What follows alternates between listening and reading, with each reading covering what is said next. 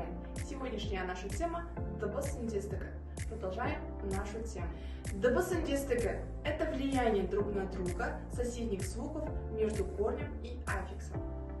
Ілгерінді ықпал – прогрессивная ассимиляция.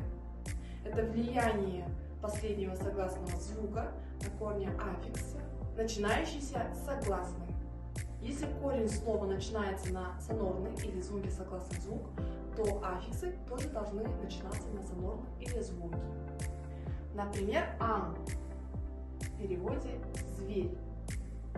Добавляем окончание ан-дар.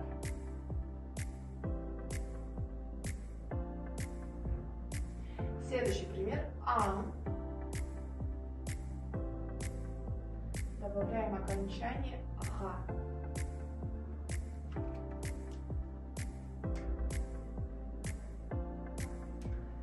Если корень слова оканчивается на б, в, г, д или на глухой согласный звук, то аффиксы должны начинаться на глухой звук.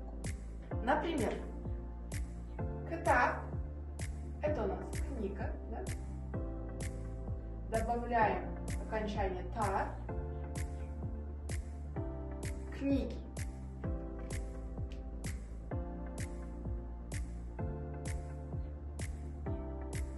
Следующий пример – кужик, зайчонок.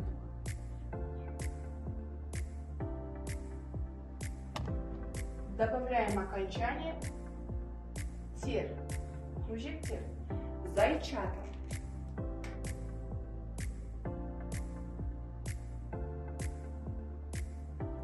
Кейінді ықпал – регрессивная ассимиляция. Это влияние аффикса, начинающегося с гласной на последний согласный звук корня. Например, крик переводится лопата. Теперь смотрите. Если мы скажем его или ее лопата,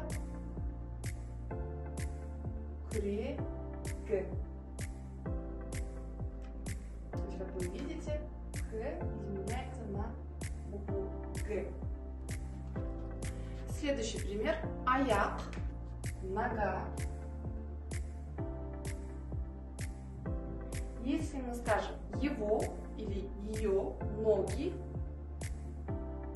то Х изменяется на букву Г. Аяк.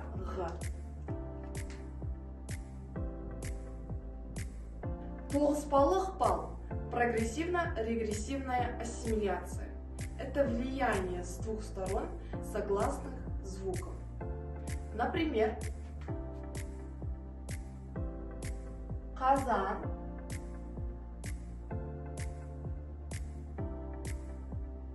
кап. Выходит у нас окончание. Казан, га. Например, жан-хара. Изменяется на буквы Н, Г. Жан-хара. Тоғыспалы ықпал влияет на последний звук корня и на первый звук аффикса с двух сторон, но не отображается на письме. Если это видео вам понравилось, ставьте лайк, пишите комментарии. Всем до свидания!